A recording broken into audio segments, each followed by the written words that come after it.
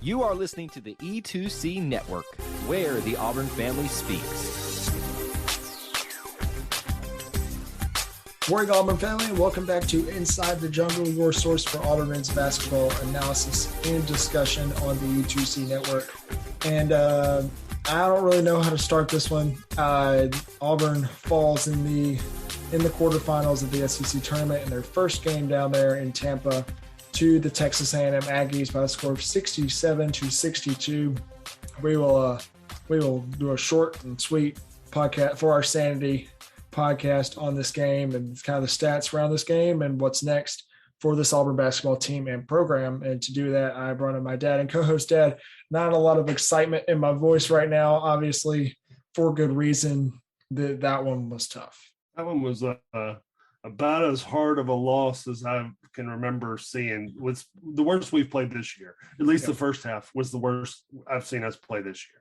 Yeah. And it's not – we were getting open shots. We just could not – it was like the rim was bent, like those basketball games at the state fair that you go to that are not designed for you to make shots. And I just don't understand. I don't understand what happened. Yeah. Yeah, that was tough. That was unfortunate. But just like you said, it was a tale of two halves in this game. Auburn in the first half, I've got numbers here. This is absolutely ridiculous, the numbers that I'm about ready to tell us. Auburn shoots from the field. They shoot 16% in the first half, which is six of 37, and 15% from three of 20. And they also shoot 54% from the free throw line, going 6 of 11, with I think at least one, maybe two missed front end of one-on-ones. So that's just that's another free throw that you miss that you don't even get to shoot. Wow, man!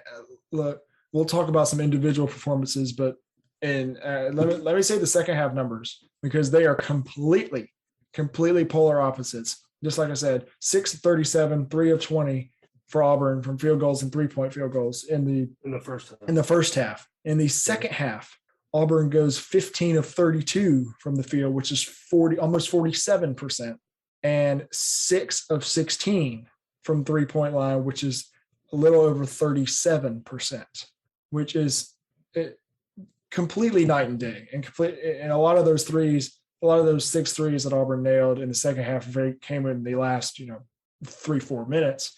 And came in the Wendell Green run. It came in Wendell Green absolutely taking the game over and giving Auburn a chance late in this one. Auburn was down by as much as 20 in this basketball game, which is by far the biggest deficit of the year, and still only lose by 5 with efforts from Jabari and, just like you said, Wendell.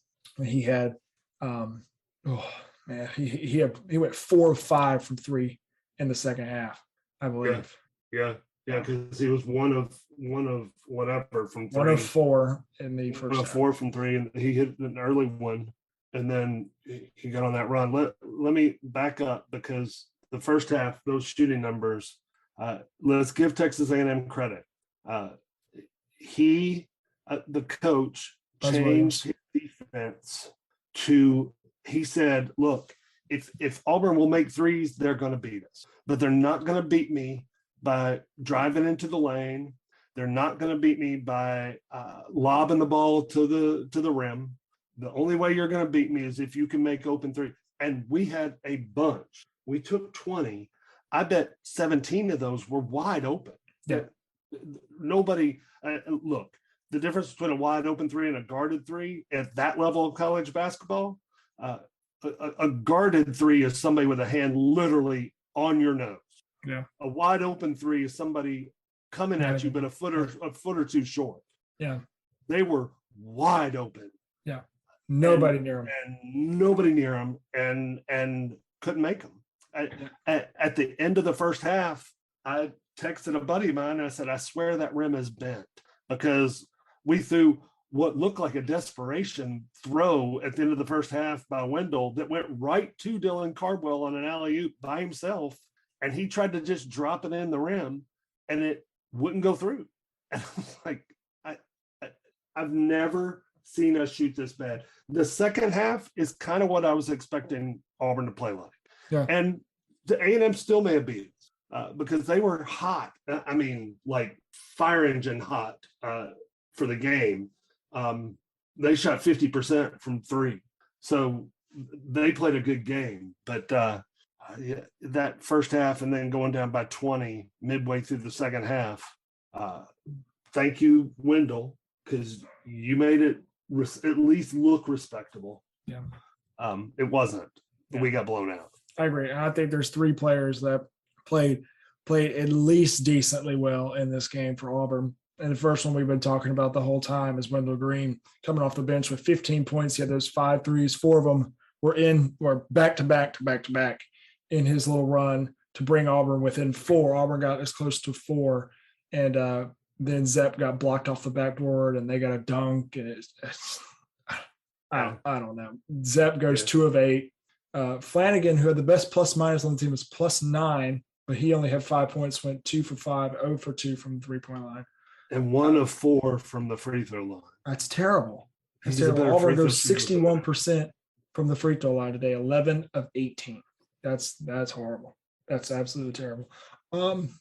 Another guy that played really well, I think Walker played pretty well. I think that shoulder is bothering him more than people think. And he got tripped up in this game and started limping, and he looks to be fine.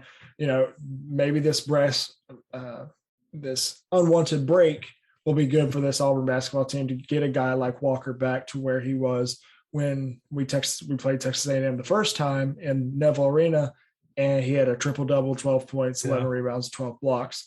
But this game, he has 16 points, goes 6 of 6 from 2-point range, 0 for 2 from 3, has 9 rebounds, 4 blocks, and 3 steals. That's the kind of game you expect from a guy like Walker Kessler now. That's going to win the game most times. Yeah, that's winnable basketball. Now, he got tortured on the defensive end by their big. And when I say big, he's not as big as Walker, but he's much quicker.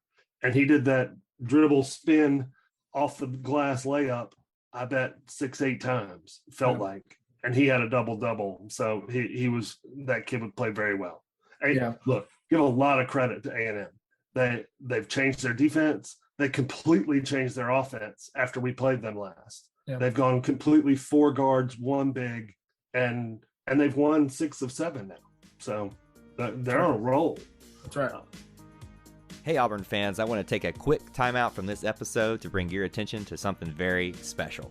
Here at the E2C Network, we pride ourselves on bringing you the best content for Auburn fans out there.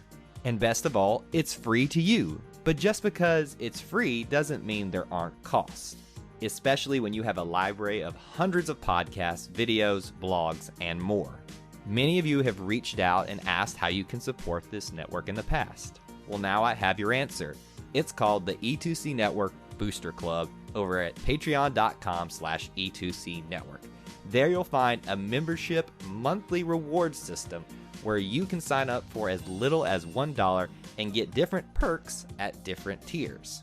Some of those perks include things such as apparel, eligibility to join us on future podcasts, recognition as an E2C Network booster, exclusive communications, and bonus content that is available nowhere else.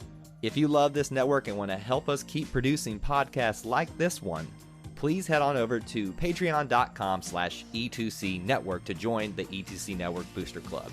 You can also get there by going to our website, e2cnetwork.com/support.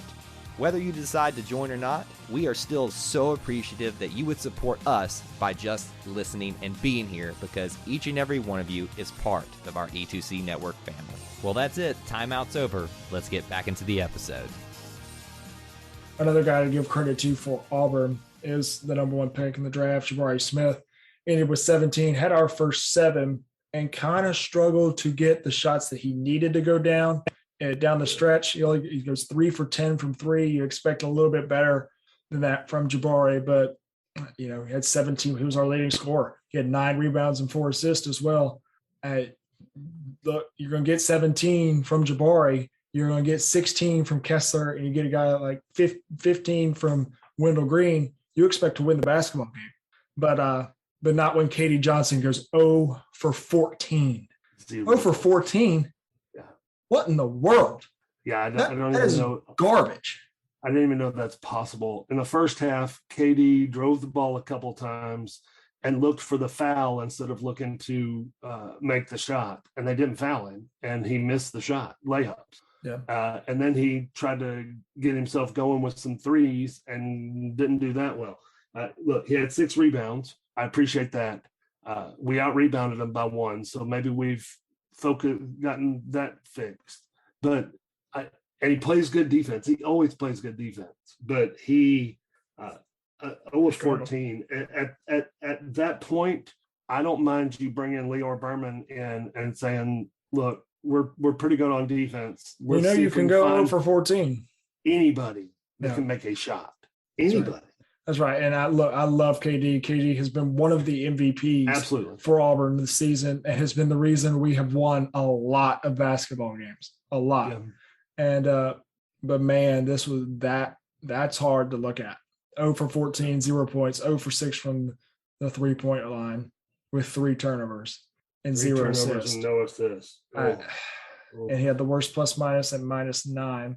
You don't blame a loss on any certain player at all. You don't blame a loss on the officials.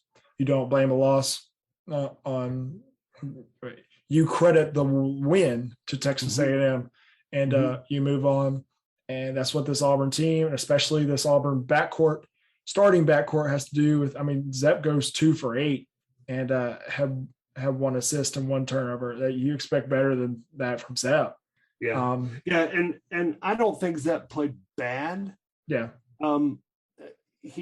He rushed some shots a couple of times, and a couple of times again he's driving in looking to get fouled, and they were not going to. They let it be physical. Mm-hmm. At least they were consistent. It was physical on both sides of the basketball. That's right. I did not like some of the calls. There were a couple out of bounds calls that were clearly missed. And Wendell got slapped in the face on a double team early in the game and turned it over. And that's just, you can't miss that call. You're standing right there, but it's not the official's fault. It's the fact that we shot 6 of 37 in the first half, and you can't do that and win a basketball game. And look, we lost by 5 points. It wasn't that close. No. But if KD has just an average game, you blow this team out. We win that game. A&M is on a hot streak. I still do not think they're that good. Yeah. I'm afraid. I think Arkansas just beat LSU earlier, so I'm afraid Arkansas is going to take them to the woodshed. Yeah. But I think they probably made the tournament. Yeah. I think they probably made the NCAA tournament with that win. No it's doubt. a good win for them. Yeah. Some interesting stats here, and then we will go ahead and get out of here because this is hurting me. This is hurting my orange and blue glasses right now. But Auburn has 17 bench points. 15 of those were Wendell Green. The other 2 were Jalen Williams. Yeah. Devin goes 0 for 3 and Carball goes 0 for 1. And that's not good.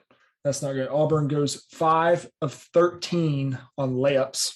Again, getting blocked, looking for fouls, and not looking for make shots. That's not. Yeah. That is just bad. Yeah, that's really bad. Auburn had 69 possessions to A&M's 69 possessions. A&M averaged about a point a possession, and Auburn averaged just under 0.9 points per possession. So really, just when you look at the stats, it doesn't look like it was extremely lopsided towards Texas A&M. You watched it, you knew it was. But you saw in the stats, it kind of reflects the Wendell Green going absolutely bonkers for a minute there. And it looks like it was a close game the whole time. It was not. It was Auburn got completely outplayed. So the one thing I'm going to take from this game is KD will never shoot like that bad again. Yeah. Is he a great shooter? No, but he can't be this bad. It's only go up. Yeah. So I think he'll get in the gym and work on it. It's not like he doesn't get in the gym and work on it now.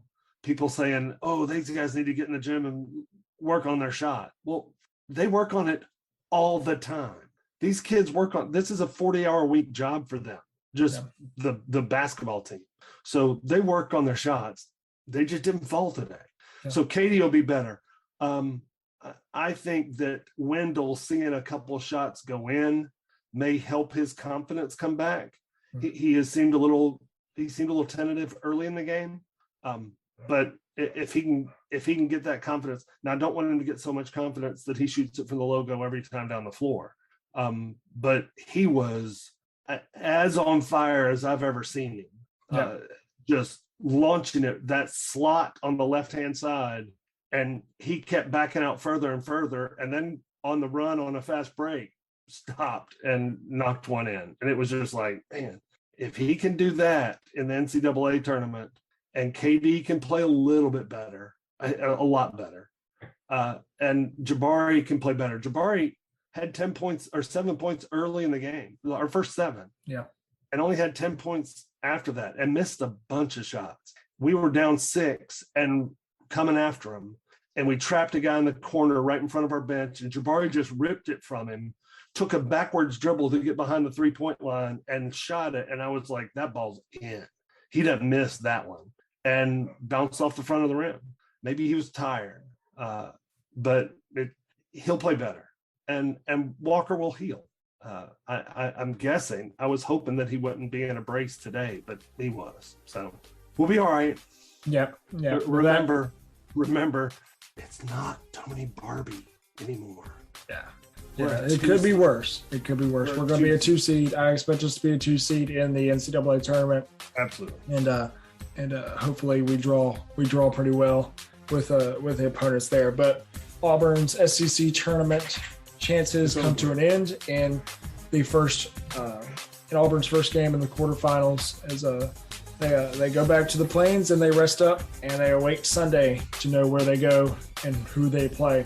As we'll be back to discuss that game and do tourney predictions on Sunday or Monday. So until then, War Eagle.